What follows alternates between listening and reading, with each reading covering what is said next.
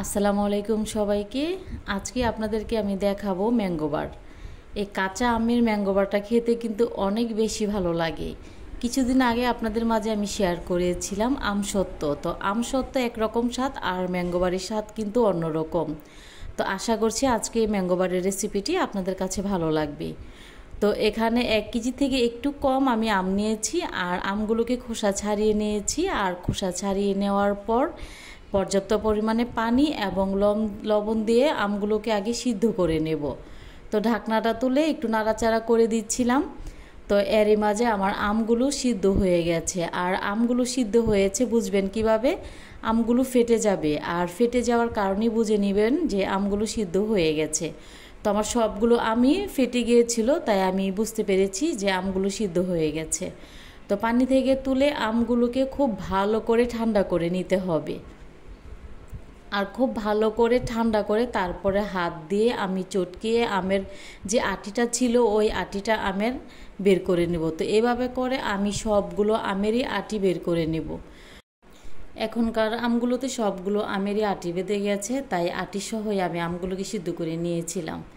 তো আমগুলো সবগুলো আমার চেপে নেওয়া হয়ে গেছে। তো এই পর্যায়ে একটা ব্লেন্ডারের সাহায্যে ব্লেন্ড করে নেব, আর খুব মিহিভাবে পেস্ট করে নিতে হবে। আমসত্ত্ব এবং আমের ম্যাঙ্গো বার কিন্তু এক নয়। ম্যাঙ্গো বারটা হচ্ছে খুব ভালোভাবে মিহি করে পেস্ট করে নিতে হয়, আর আমসত্ত্বটা হচ্ছে ছাঁকনির সাহায্যে ছেঁকে নিলেই হয়ে যায়।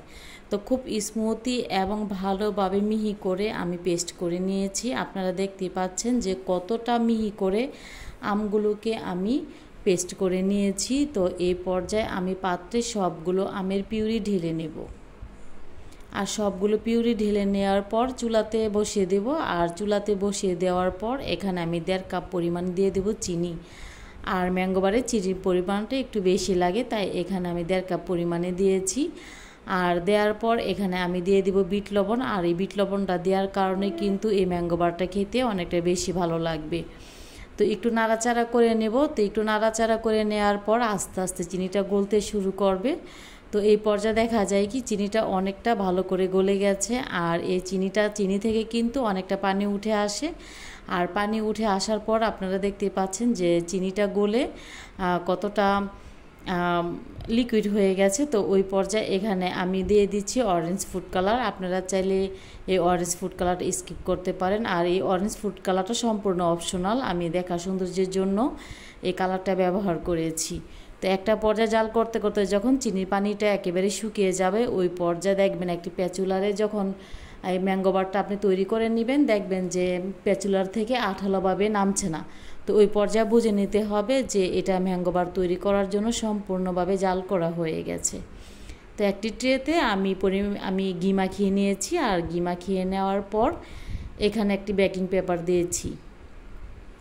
আর বেকিং পেপারটা দেওয়ার পর আমের পিউরিটা এখানে ঢেলে নিব।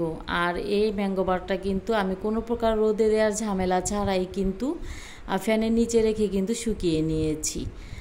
আর এই ম্যাঙ্গো বারটা তৈরি করা কিন্তু খুবই সহজ, আপনারা দেখতেই পেয়েছেন। তো আমার ম্যাঙ্গো বারটা সম্পূর্ণ রেডি। এখন আপনাদেরকে কেটে দেখাবো। আপনাদের মনে প্রশ্ন জাগতে পারে যে এই ম্যাঙ্গো বারটা 2 কালার কেন হয়েছে। তো আমি এটা লাইটের সাহায্যে যখন কেটে নিচ্ছিলাম তাই কালারটা এরকম হয়েছে। তবে এটার বাস্তব কালারটা ছিল, আমি প্রথমে যে কালারটা আপনাদের মাঝে শেয়ার করেছি ওই কালারটা হয়েছিল বাস্তব কালার। আর এই ম্যাঙ্গো বারটা আমি আমার পছন্দ মতো কেটে নিচ্ছি। আপনারা চাইলে আপনাদের পছন্দ মতো কেটে নিতে পারেন। আর ম্যাঙ্গো বারটা দেখতে কিন্তু ঠিক এরকমই হয়, তাই এরকম সাইজ করে কেটে নিয়েছি। এটা হচ্ছে আমার ম্যাঙ্গো বারের পারফেক্ট কালার। আর আমার রেসিপি ভালো লাগলে শেয়ার করার অনুরোধ রইল। আল্লাহ হাফিজ, আসসালামু আলাইকুম।